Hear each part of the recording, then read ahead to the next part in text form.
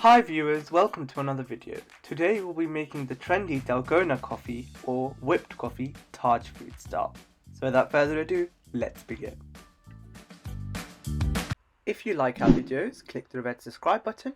Next to it, click the bell icon and you'd get notifications for our recipes for free. Don't forget to like, share and comment. So here is a bowl with 2 tablespoons boiling hot water. Add 2 tablespoons of coffee. And add 2 tablespoons full of any sugar.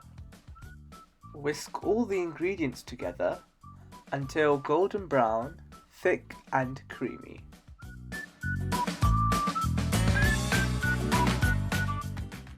Pour ice into the glass.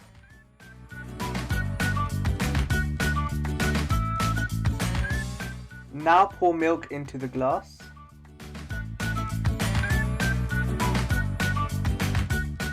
Pour the whipped coffee on top of the milk.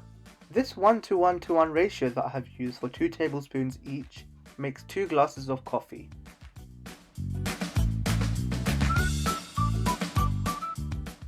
Here is the final product. Enjoy! I'm hungry.